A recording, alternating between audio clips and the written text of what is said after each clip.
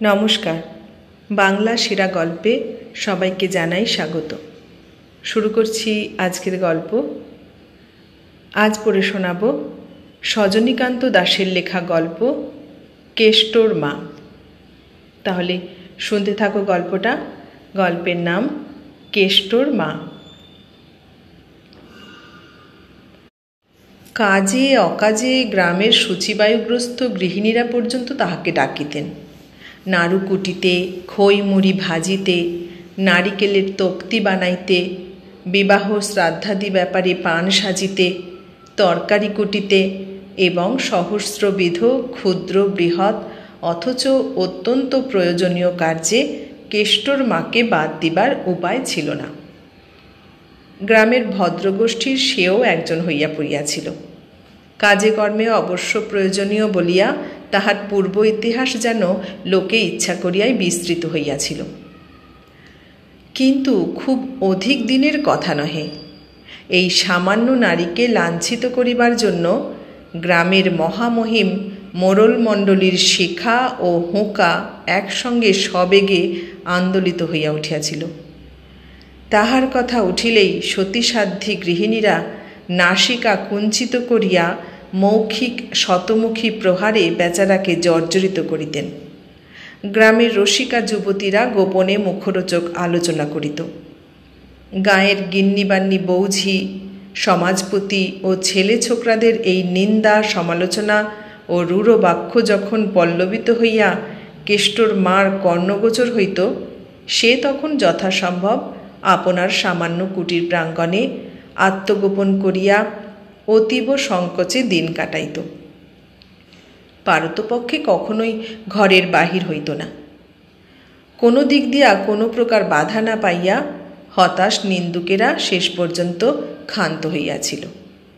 ক্রমে সমাজে তাহার প্রতিষ্ঠা হইল। অন্তত তাহার নিন্দা কেহ আর করিত না। তবু এই প্রৌঢ়া বিধবা নারী তাহার অভ্যস্ত সংকোচটুকু পরিত্যাগ করিতে পারে নাই। শুভ্র বসনখানিতে নিরাভরণ দেহটিকে যথাসম্ভব আবৃত করিয়া মূর্তিমতী ব্যথার মতো সে গ্রামের ঘরে ঘরে নিতান্ত প্রয়োজনের কালে বিচরণ করিত। কিন্তু তাহার যত জ্বালা ছিল কেষ্টকে লইয়া। সে মাঝে মাঝে অন্তর্ধান হইয়া গোপন গৃহকোণ হইতে এই প্রৌঢ়াকে টানিয়া আনিয়া গ্রামের পথে বাহির করিয়া দিত। আহারের সময়ে গৃহে না ফিরিয়া এই অসহায়া নারীকে লোকের দ্বারে দ্বারে, ছেলেদের আড্ডায় আড্ডায় খোঁজ করিয়া ফিরিতে বাধ্য করিত। যখন গ্রামে তাহার সম্বন্ধে নিন্দার বান ডাকিত, সমাজপতিরা মাথা মুড়াইয়া, মাথায় ঘোল ঢালিয়া গ্রাম হইতে তাহাকে বহিষ্কৃত করিবার জন্য রায়েদের চণ্ডীমণ্ডপে প্রত্যহ নূতন করিয়া রায় দিতেন, তখনও তাহাকে যথেষ্ট সংকোচ লইয়া কেষ্টর সম্বন্ধে তদারক করিতে হইয়াছে। কালপ্রবাহে সে নিন্দা সমাজ বিস্তৃত হইলেও কেষ্টর মা নিজে তাহা কখনো বিস্তৃত হইতে পারে নাই। আপনার জোরে কোনো দিনই সে তাই কিছু অধিকার করিতে পারে নাই। আপনাকে যথাসম্ভব আড়ালে রাখিয়াই সে পরের কাজ করিয়া যাইত। এখানে প্রথম ইতিহাস কিছু বলা আবশ্যক। কেষ্টর মা বলিয়া আজ সে সর্বত্র পরিচিত হইলেও আসলে সে কেষ্টর মাতা নহে। কেষ্টই তাহাকে এখন মা বলিয়া স্বীকার করিতে লজ্জা পায়।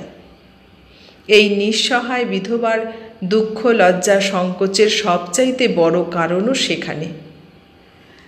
রায়চরণ মোদকের গৃহিণী জ্ঞানদা যেদিন একমাত্র পুত্রকে স্বামীর পদতলে রাখিয়া চিরদিনের জন্য চক্ষু মুদিল, সেদিন রায়চরণ চক্ষে অন্ধকার দেখিল।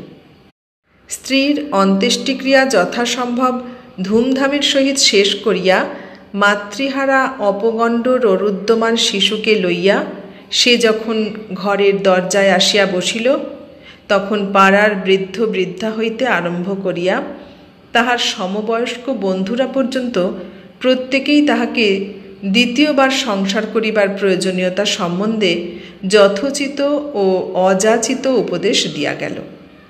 রায়চরণ একটিও কথা বলিল না। মৌন থাকিয়া তাহাদের কথায় সম্মতি দিল ভাবিয়া তাহারা প্রত্যেকেই খুশির ভাব দেখাইয়া আড়ালে বলাবলি করিল, কি নির্মম লোক গো, বউয়ের মরবার তর সয় না। কিন্তু উপদেশ ও নিন্দার দ্বারা ভারাক্রান্ত হইয়াও রায়চরণ পুনর্বার দ্বার পরিগ্রহ করিতে পারিল না। রায়চরণ লোকটা ছিল অত্যন্ত নিরীহ গোবেচারী। বিবাহ না করিবার কোনো ধনুর্ভঙ্গ পণ তাহার ছিল না, বরঞ্চ বিবাহ করিয়া শিশুপুত্রকে পালন করিবার উপযুক্ত একটি লোক পাইলে সে অনেক যন্ত্রণার হাত হইতে নিষ্কৃতি পাইতে পারে ইহাও বিশ্বাস করিত। তবু নানা ঝঞ্ঝাটের ভয়ে সে বিবাহ করিতে পারিল না।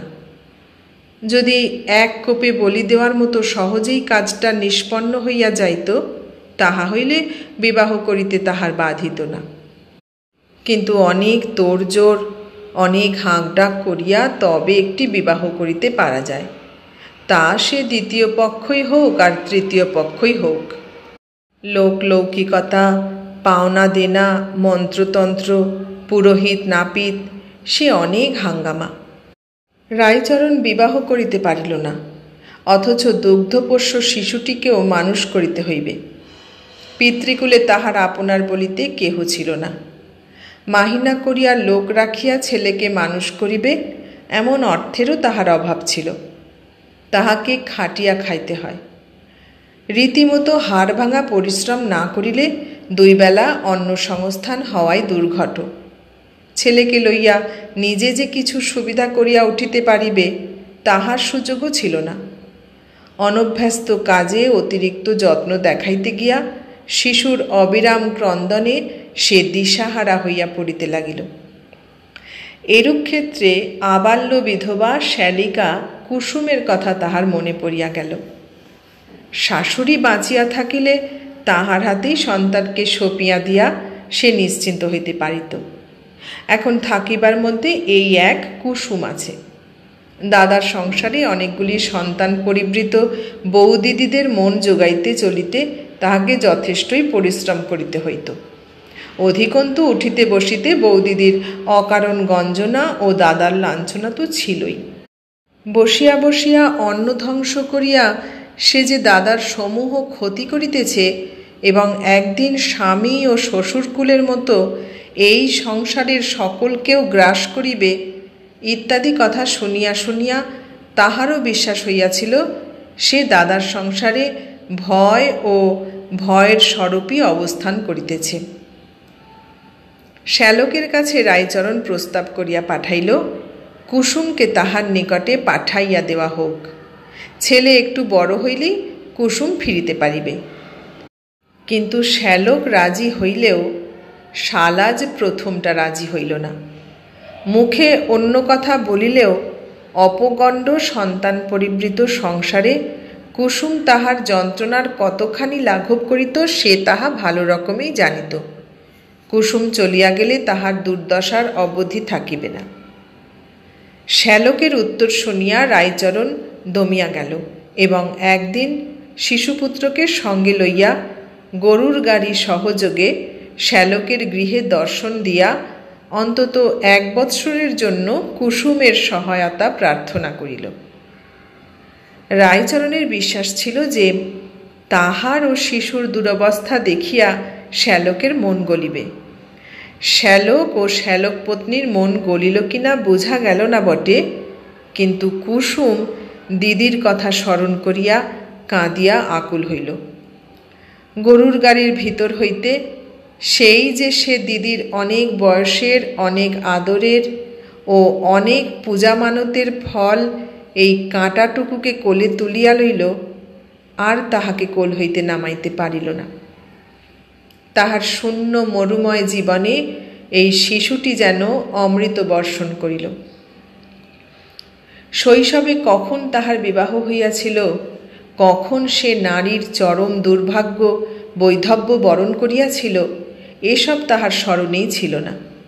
তবে তাহার নিরাভরণ দেহ, পারহীন বসন ও সিন্দুরহীন সিঁথি সে অন্য 5 জনের অপেক্ষা যে ভিন্ন কিছু, তাহা শৈশব হইতেই তাহাকে বুঝাইয়া দিয়াছিল।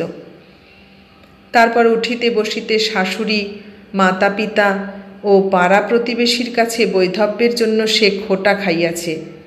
সকলে তাহার পোড়া কপালের দোষ দিয়াছে, সে ইহার প্রত্যুত্তরে কথা খুঁজিয়া পায় নাই।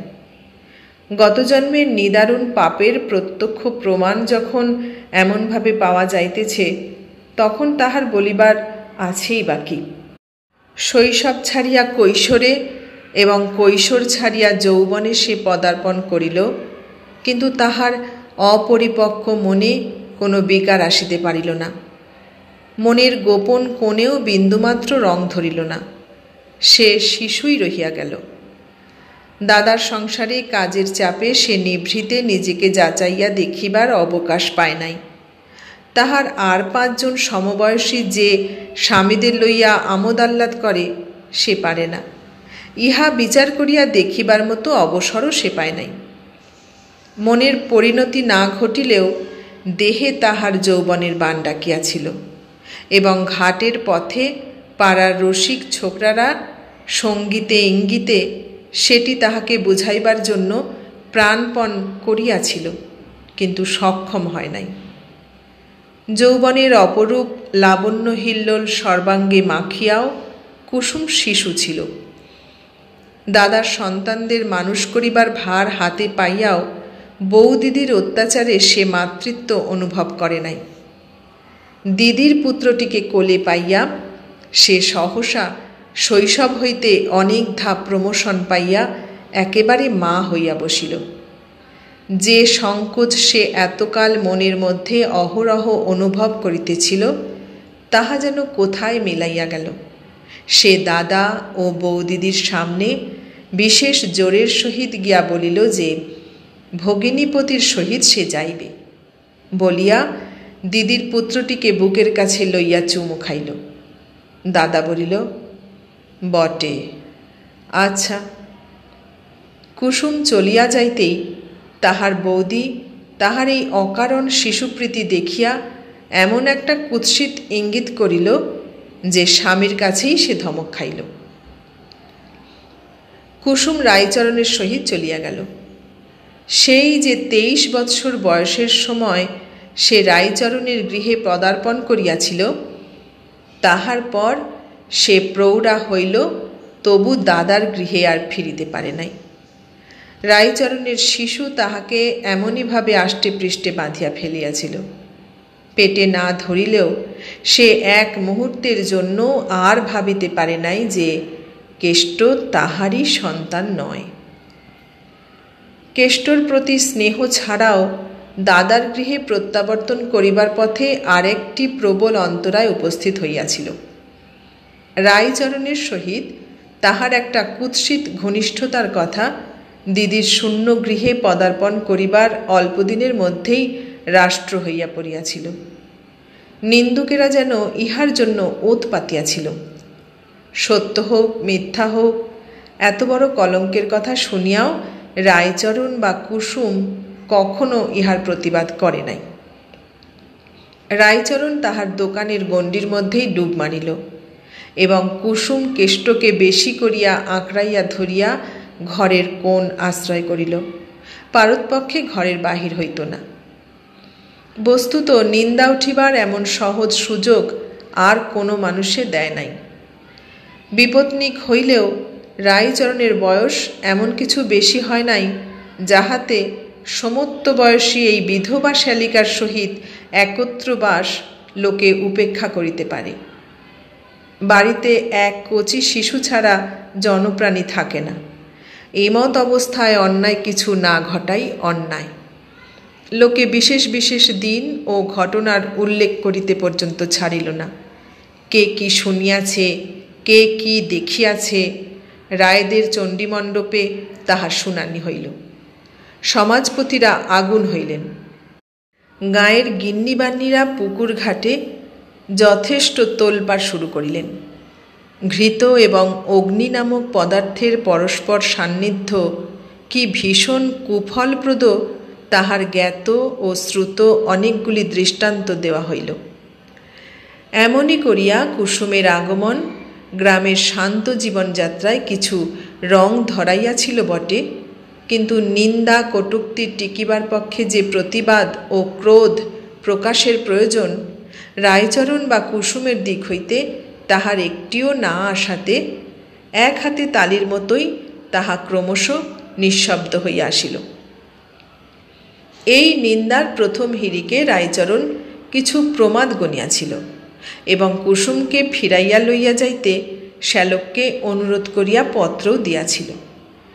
সে কোনো কারণ দেখায় নাই, কিন্তু এই নিন্দার ঢেউ গ্রাম হইতে গ্রামান্তরে পৌঁছাইতে বেশি সময়ও লাগে নাই। কুসুমের দাদা অনতিবিলম্বেই ভগিনীর ভ্রষ্ট চরিত্রের কথা শুনিয়া রাগে গড় গড় করিতে লাগিল। স্ত্রী তাহাকে শুনাইয়া বলিল, কেমন বলিয়াছিলাম কি না, তখন তো ভগ্নীর সতীপনা দেখাইয়াছিলে। সুতরাং দাদার গৃহে কুসুমের স্থান হইল না, সে রায়চরণের আশ্রয়েই রহিয়া গেল। সেও কোনোদিন মুখ ফুটিয়া অন্যত্র যাইবার কথা রায়চরণকে বলে নাই, কারণ কেষ্টকে ছাড়িয়া থাকিতে সে পারিবে না। নিন্দা সহিতে সে বরং প্রস্তুত আছে। রায়চরণও আর বিশেষ কিছু চেষ্টা করিল না। কানে তুলা গুঁজিয়া ও পৃষ্ঠে কুলা বাঁধিয়া সে গ্রামেই রহিয়া গেল। কুসুম চলিয়া গেলে কেষ্টকে মানুষ করিবে কে? কেষ্ট কুসুমের আদর যত্নে মানুষ হইতে লাগিল এবং তাহাকেই মা বলিয়া জানিল। এদিকে গ্রামের নিন্দার বাণ কমিতে কমিতে রায়চরণের মৃত্যুর সঙ্গে সঙ্গে একেবারেই বন্ধ হইয়া গেল। 5 বছরের শিশুপুত্র এবং স্থাবর অস্থাবর সম্পত্তি সমস্ত কুসুমের হাতে সমর্পণ করিয়া রায়চরণ একদা সংসার হইতে বিদায় গ্রহণ করিল। তাহার এই অকাল মৃত্যুতে আহা করিবার লোকও ছিল না। কুসুম কেবল স্তব্ধ হইয়া পিতৃমাতৃহীন সন্তানকে আঁকড়িয়া ধরিয়া গ্রামের মাতব্বরদের পায়ে ধরিয়া যথাকর্তব্য সম্পাদন করাইল। কুসুমের দাদা ভগিনীপতির মৃত্যু সংবাদ এবং তাহার পরিত্যক্ত নগদ অর্থের সংবাদ একটু অতিরঞ্জিতভাবেই শুনিল। লোকের কাছে বলিয়া বেড়াইল, পাপের প্রায়শ্চিত্ত হইতেছে। একদিন সে হঠাৎ রায়চরণের গৃহে দেখা দিল। সকলকে বলিল, মায়ের পেটের বোনকে সে ফেলিবে কি করিয়া, তা সে যতই কেন ইত্যাদি। রায়চরণের শ্যালক যাহাই শুনিয়া থাকুক, মৃত্যুর সময় রায়চরণ কুসুমের হাতে নগদ 500 টাকার কিছু অধিক ধরিয়া দিয়া বলিয়াছিল, কেষ্টকে যেন এই অর্থে সে লেখাপড়া শেখায়। জমিজমা ও দোকান ঘর বিক্রয় করিয়া বিধবার ও শিশুর ভরণ পোষণ চলিয়া যাইবে, ইহাও সে বলিয়া গিয়াছিল। অশ্রু সজল চক্ষে ভগিনীপতির মৃত্যুশয্যায় কুসুম বলিয়াছিল, যেন মৃত্যুকালে কেষ্টর জন্য সে বিন্দুমাত্র চিন্তা না করে। সে জীবিত থাকিতে কেষ্টকে কোনো দুঃখ পাইতে দিবে না, তাহাকে লেখাপড়া শিখাইবে। দাদার কথাবার্তা শুনিয়া তাহার গোপন মতলব বুঝিতে কুসুমের বিলম্ব হইল না। সে দৃঢ় কণ্ঠে বলিল যে রায়চরণের ভিটা ছাড়িয়া সে কোথাও এক পা নড়িবে না। অনুনয় বিনয় উপরোধ ক্রোধে কোনো ফল হইল না। অভিশাপ দিতে দিতে দাদা প্রস্থান করিল। তাহার পর হইতে 5 বছরের শিশুকে লইয়া এই নারী কায় ক্লেশে দিন যাপন করিয়াছিল। এখানে ওখানে কাজে অকাজে সাহায্য করিয়া যাহা জুটিত, তাহাতেই কোনো রকমে দুইজনের পেট চলিত। দোকান ঘরখানি বিক্রয় করিয়াও কিছু অর্থ হাতে আসিয়াছিল। গ্রামের লোকেরা বিরুদ্ধাচরণ ত্যাগ করিয়া এই বিধবাকে সাহায্য করিতে লাগিল। কেষ্টকে লইয়া সুখে দুঃখে কুসুমের দিন যাইতে লাগিল। কেষ্টকে গ্রামের পাঠশালায় ভর্তি করিয়া দেওয়া হইল। সমাজপতিদিগের তরফ হইতে কোনো বাধা আসিল না। কেষ্ট দিনে দিনে বড় হইতে লাগিল। লেখাপড়াতে তাহার খুব মনোযোগ। রায়চরণ ও দিদিকে স্মরণ করিয়া কুসুম মধ্যে মধ্যে দীর্ঘ নিঃশ্বাস ও চোখের জল ফেলিত। কিন্তু অকস্মাৎ একদিন যেদিক হইতে বিপদের কোনো আশঙ্কা না করিয়া কুসুম নিশ্চিন্ত ছিল, বিপদ আসিল সেই দিক হইতেই। কেষ্টর হাতেই কুসুম আঘাত পাইতে লাগল বেশি। কুসুম গোপনে অশ্রু বিসর্জন করে ও আপনার অদৃষ্টকে ধিক্কার দেয়। একথা কাহাকেও বলিবার নহে। কেষ্ট কুসুমের আদর যত্নে বাড়িতে লাগিল। সকল বিষয় বুঝিয়া দেখিবার মতো বুদ্ধি তাহার হইল। সে কুসুমকে মা বলিয়াই জানিত ও ভক্তি করিত, কিন্তু অকারণে আগুন জ্বালাইবার লোকের অভাব পৃথিবীতে নাই। কে একদিন নির্মমভাবে বালককে বুঝাইয়া দিল যে কুসুম তাহার মাতা নহে, তাহার পিতার রক্ষিতা মাত্র। রক্ষিতা বলিতে কি বুঝায় বালক কেষ্ট তাহা ঠিক না বুঝিলেও মর্মান্তিক আঘাত পাইল। তাহার মনে হইল কুসুম এতদিন অকারণে তাহাকে ঠকাইয়াছে। একজন দুইজন করিয়া অনেকেই এখন একথা তাহাকে শোনায় এবং অতিরঞ্জিত করিয়াই শোনায়। কুসুমের প্রতি তাহার পিতার অবৈধ প্রীতি যে তাহার মাতার মৃত্যুর কারণ, এমন কথাও কেহ কেহ তাহাকে বুঝাইল। 10 বৎসরের বালক পিতার রক্ষিতার উপর হাড়ে হাড়ে চটিয়া গেল। ইহার পর হইতেই কুসুমের আদর যত্ন কেষ্টর বিষবৎ মনে হইত। তাহার শিশু মনের উপর এই অস্পষ্ট কানা ঘোষাগুলি অত্যধিক প্রভাব বিস্তার করিতে লাগিল। যাহাকে সে মাতৃজ্ঞানে ভক্তি করিয়াছে, আদর আবদারে যাহার চিত্তকে ভরাইয়া রাখিয়াছে, তাহাকেই এখন সে ডাইনি, রাক্ষসী ইত্যাদি বলিয়া সম্বোধন করিতে লাগিল। কেষ্টর লেখাপড়া শিখিয়া মানুষ হইবে, রাইচরণের এই মৃত্যুকালীন বাসনা কুসুম অহরহ স্মরণ করিত। এই লেখাপড়াতেই কেষ্টর শৈথিল্য লক্ষিত হইল। নানা দিকের ঘাত প্রতিঘাতে তাহার শিশুচিত্ত বিক্ষিপ্ত হইল। তাহার সমবয়সীরা তাহাকে সামনে পিছনে উপহাস করে, কুসুমের সম্বন্ধে কুৎসিত ইঙ্গিত করে। কেষ্ট কুসুমের প্রতি ইহাতে ক্রুদ্ধ হয়। তাহার জন্যই তো তাহার এই অপমান। সেও বন্ধুদের সহিত যোগ দিয়া কুসুমের নিন্দা করে। যে মাতার কাছে ফিরিবার জন্য আগে আগে কেষ্ট উতলা হইত, এখন সেই বাড়ি তাহার কাছে অত্যন্ত হেয় বলিয়া মনে হইল। সে বাড়ি হইতে দূরে দূরে ফিরিতে লাগিল। গ্রামের নষ্ট দুষ্ট প্রকৃতির ছেলেদের সহিত মিশিয়া নানা প্রকার ছোট কাজ করিতেও আর দ্বিধাবোধ করিল না। কুসুম কাঁদিয়া আকুল হইল। কুসুম মুখ ফুটিয়া কেষ্টকে কিছু বলিতে পারে না। আজ এতকাল যে চুপ করিয়া সকল অপবাদ সহ্য করিয়া আসিয়াছে, আপনার সন্তানের সহিত সে তাহার কি বিচার করিবে? যাহাকে কোলে লইয়া এই অসহায়া নারী পৃথিবীর সমস্ত অপমান তুচ্ছ করিয়া আসিয়াছে, আজ তাহারই অপমান তাহাকে মর্মান্তিক আঘাত করিল। নিরুপায় নারী ইহার কোনো প্রতিকারের উপায় কল্পনা করিতে পারিল না। মধ্যাহ্নে আহারের সময় কেষ্ট বাড়ি আসে না। কুসুম তাহাকে খুঁজিতে বাহির হয়। কোনো রাস্তায় যদি তাহার সাক্ষাৎ মিলে, বন্ধুদের সম্মুখেই কেষ্ট তাহাকে অপমানে জর্জরিত করে। কখনো কখনো 2-1 দিনের জন্য কেষ্টর খোঁজ পাওয়া যায় না। কুসুম কাঁদে, নিরাহারে বিনিদ্র রজনী যাপন করে। কেষ্টর বয়স বাড়িতে লাগিল, কিন্তু পড়াশোনায় সেই যে ভাটা পড়িয়াছিল, আর জোয়ার আসিল না। রাইচরণের শেষ ইচ্ছা অপূর্ণ রহিয়া গেল। কেষ্ট 15 বর্ষে পদার্পণ করিল এবং একদিন কোনো সমবয়সী বন্ধুর প্ররোচনায় গ্রাম ছাড়িয়া কলিকাতা রওনা হইল। কুসুম চক্ষে অন্ধকার দেখিল। অপরিণত বয়স্ক বালক কলিকাতার মতো আজব শহরে কি করিয়া 2 বেলা 2 মুঠা অন্ন সংস্থান করিবে, হয়তো না খাইতে পাইয়াই মারা যাইবে, ইত্যাদি নানা সম্ভব অসম্ভব কল্পনায় কুসুম পীড়িত হইত। গাড়ি ঘোড়া, গুন্ডা, পুলিশ, জুয়াচোর, কত রকমে লোকের সর্বনাশ ঘটিয়া যায়। প্রবীণ লোকেরাই নির্বিঘ্নে সেই ভয়ঙ্কর শহর হইতে ফিরিয়া আসিতে পারে না। সেই দুধের ছেলে কি করিয়া বাঁচিবে? হাতে তাহার একটিও পয়সা নাই। তাহার পিতার উপার্জিত এবং তাহারই শিক্ষা বাবদ সযত্নে রক্ষিত প্রায় 600 টাকা কুসুমের নিকট রহিয়াছে।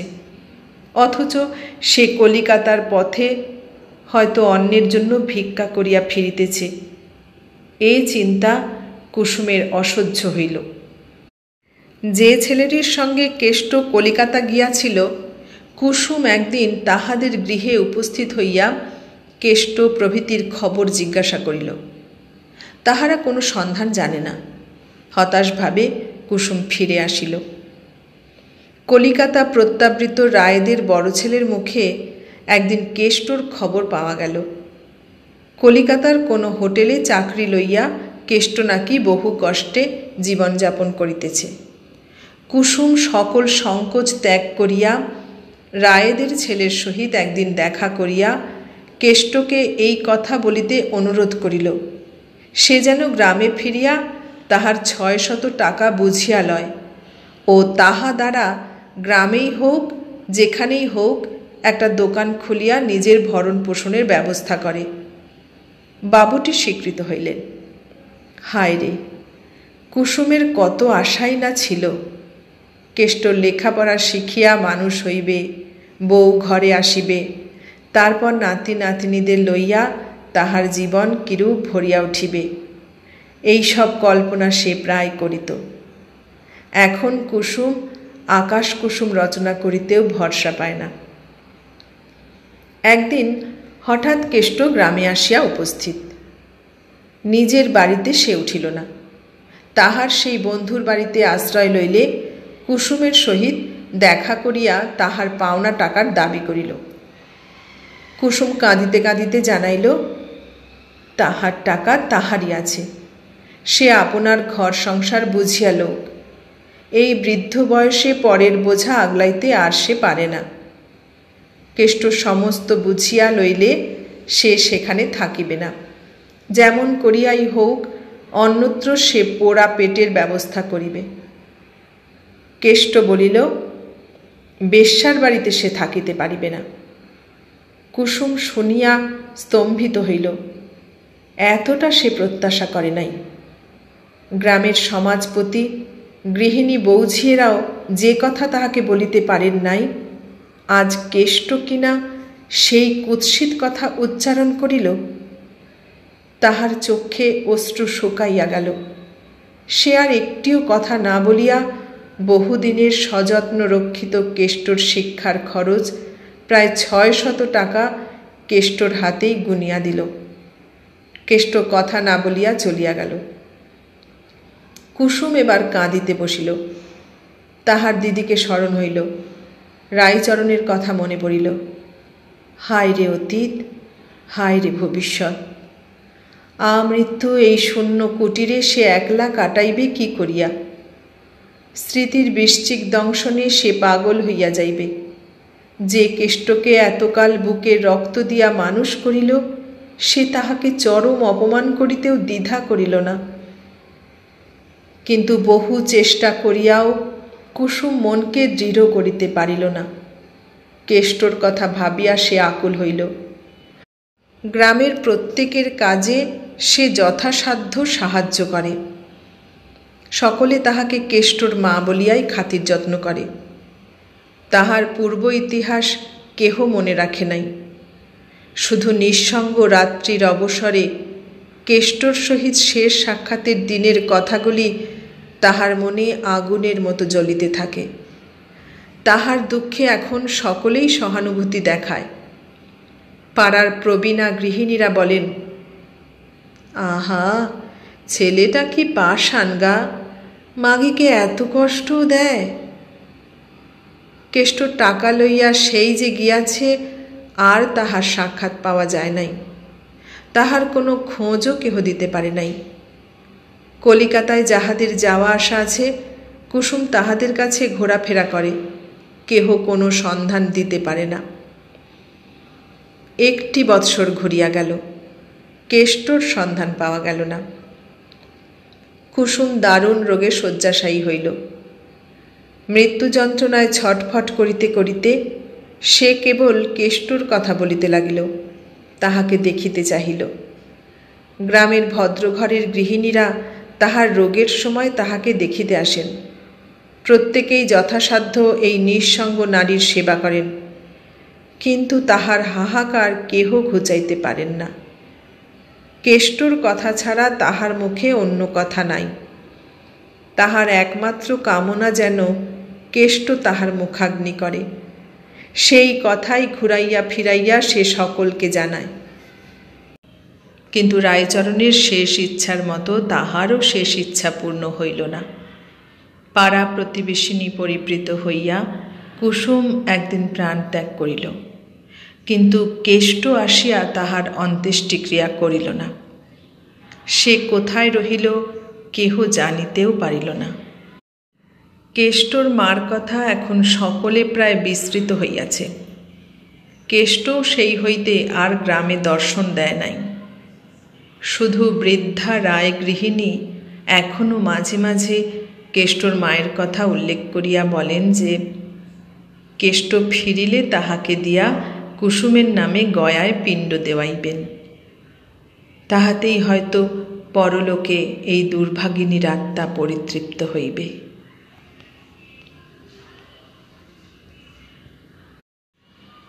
সজনীকান্ত দাশের লেখা কেষ্টর মা গল্পটি এখানেই শেষ হলো।